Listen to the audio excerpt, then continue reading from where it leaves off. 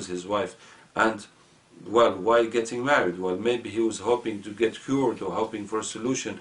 Anyway, after a few years, when someone loses hope of having children, he starts thinking of another solution, and he was looking for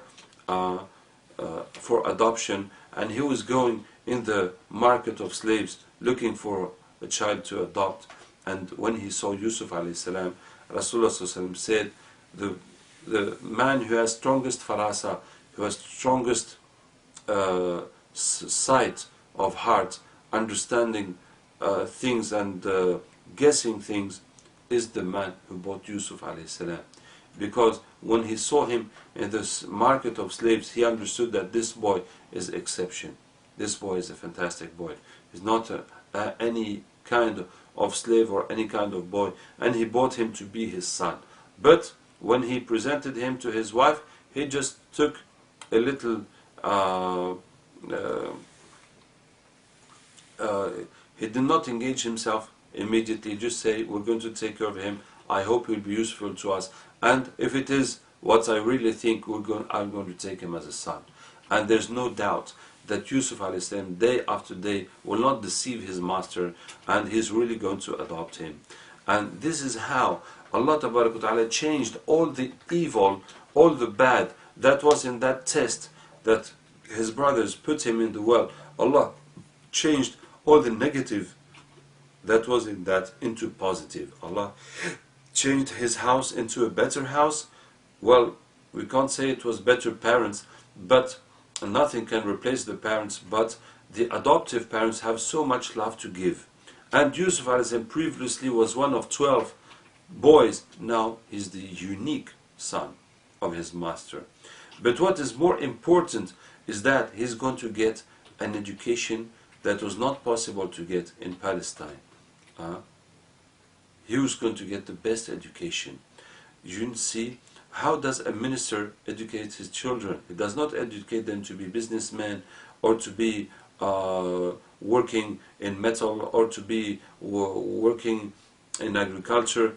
He educates his children to be state people, to be working for the government, so that if the son is zero, he will give him some place of MP or mayor, and if the son is intelligent and bright and making effort, he can be better than his father. So this is how Yusuf A.S. learned, was in the best schools, and learned everything that he can get from education in Egypt. I don't think that schools and educational system is just a modern concept. And you must know that Egypt was a very strong, a very developed civilization. Up to today, we don't know how they made the pyramids. And up to today, we don't know how they made the mummification of the pharaohs. So all that requires mathematics and physics and building strategy, and also medicine and pharmacy and biology, and those sciences cannot be just invented by one person. It is come through generations and through research and through education, through schools. So this system makes that the brightest people in that society will go towards those education and that learning, and they will become the scientific, and they will make knowledge go further on and further on. So Yusuf A.S. learned all about that, and that's why when he had the interview with the king, he said, "Inni hafidun alim." I know how to keep it, and I have the knowledge of economy and directing a country. It is not just by praying and knowing deen that one can be responsible of the country. It needs to know about economics and politics and society and etc. So Yusuf A.S. learned all about this. So this is the bad ibtila, the bad test. And this is how Allah turned that bad test into positive, fully positive. And now the bad test also is divided into two kinds. So follow up. The story is the story of a da'i, of a preacher, and how he managed by Allah Ta'ala's will, but he was alone, so that all the country became believer. So this story is divided into two parts: education up to acceptation from Allah Ta'ala, and then utilization from Allah. And the education is divided into two parts: the efforts and the tests, the ibtila from Allah. And the tests are divided into two: the good ones and the bad ones. And the bad ones are divided into two: bad tests from Allah Ta'ala are divided into two kinds. There's the bad test from Allah when you have done something wrong, and there's the bad test from Allah when you have done nothing wrong. So in the case of the well, Yusuf A.S. has done nothing wrong, and Allah Ta'ala tested him. So in the case of the test where you have done nothing wrong and something bad is happening to you and people want to harm you, so what's going to happen? Allah Ta'ala is going to turn all the negative aspects of that test into positive aspects. That is what's going to happen. That's what happened to Yusuf A.S. And that means that as long as you are straight with Allah, you don't do anything wrong with Allah Ta'ala, no one can harm you. Whoever is going to try to harm you, Allah is going to turn that harm all into positive. All into positive. So, as long as you're straight with Allah Ta'ala, no one can do anything to you. MashaAllah. And the second test, when you have done something wrong, what did Yusuf A.S. do wrong? Yusuf A.S. made a mistake when he was in prison. And this is not saying something that is not due to the rank of prophets, because prophets improve in their iman, improve as they advance in their prophecy, and mistakes can happen, and it is educational, and you're going to see how it happened. Why did Yusuf go to prison? When the wife of minister wanted him and he refused, and the news came out, and now she called all the ladies and she showed in front of all the ladies that she wants Yusuf and she desires Yusuf A.S. And if he will not accept, she will get him to put in prison. And now the problem became so big. So the minister meted his advisors to say, how are we going to deal with this? So they say, well, Mr. Minister, does this need to discussion? Your wife is saying in front of everyone that she absolutely wants to have relation with your slave. You must divorce her. But the minister had a secret that it was difficult to share and to show, is that he himself could not satisfy his wife. So that is also why he cannot blame her. Well, it's not an excuse, but as he is part of the problem, he cannot blame her. So he said, no, leave my wife alone. Give me another clue. So they say, if you have to leave your wife alone, so we have to put Yusuf away. Let's move Yusuf away and the problem will be solved. So that's how they decided to put Yusuf in prison. The only one who was pure, who was sincere to his master, who didn't never do anything, he was the one that was sacrificed. The most innocent, the most pure, the most sincere. He was the one that was sacrificed so that Mr. Minister and his wife will not have any disagreement in their situation.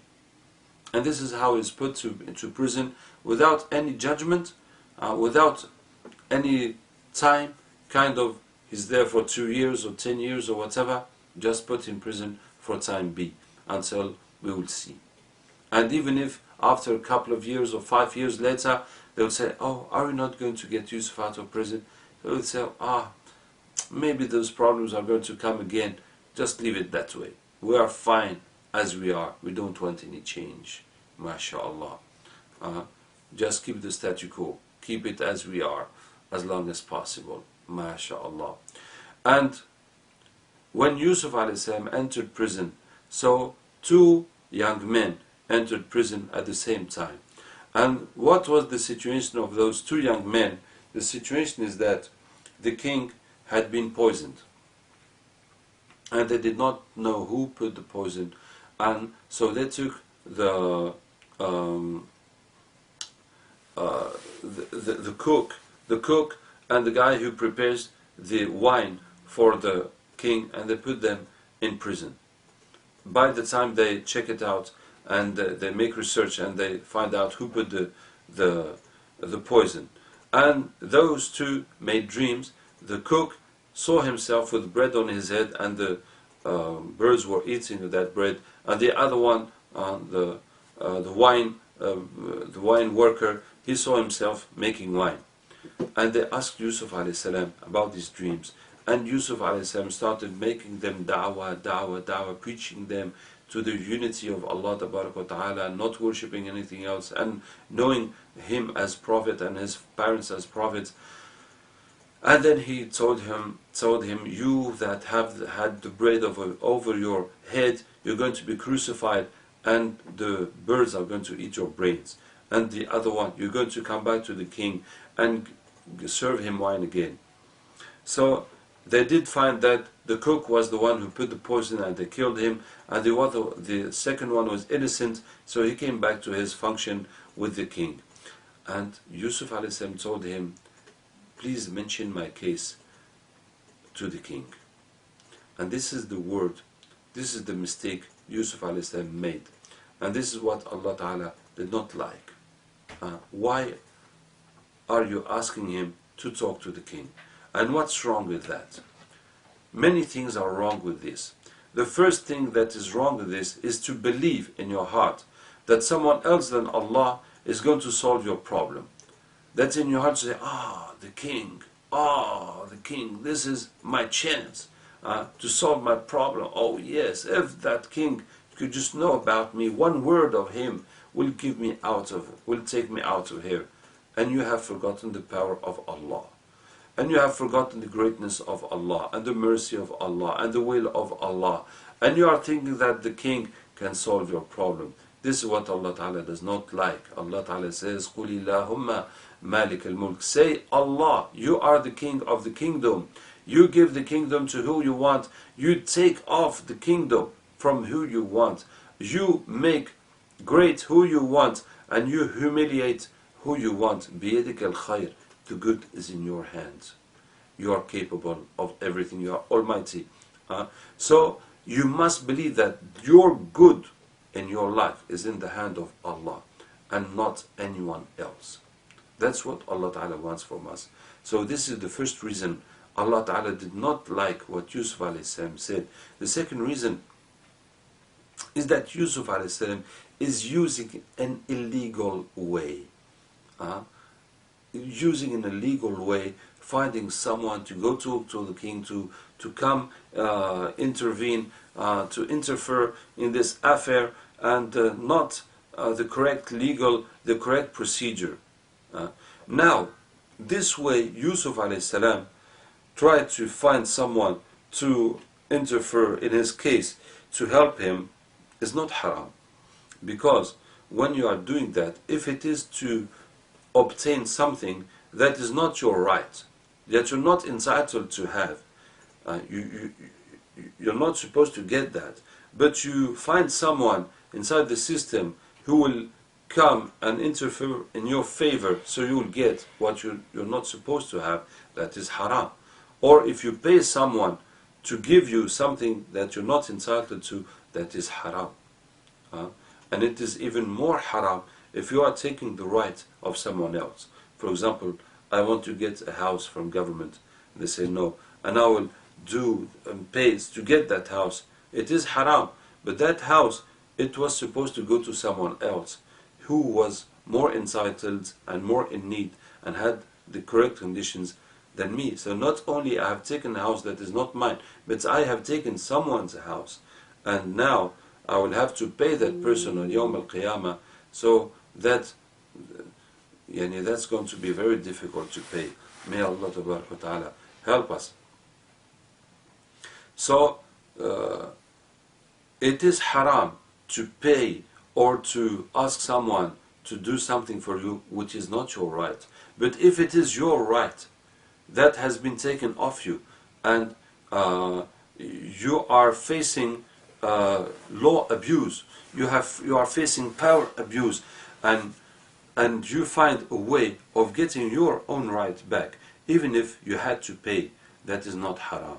You are the victim, but it is better not to pay and to oppose a resistance, a citizen resistance, and to ask and claim that the law will be applied and that the truth will be done. It is better to do it that way and to stay straight and to fight that things become straight.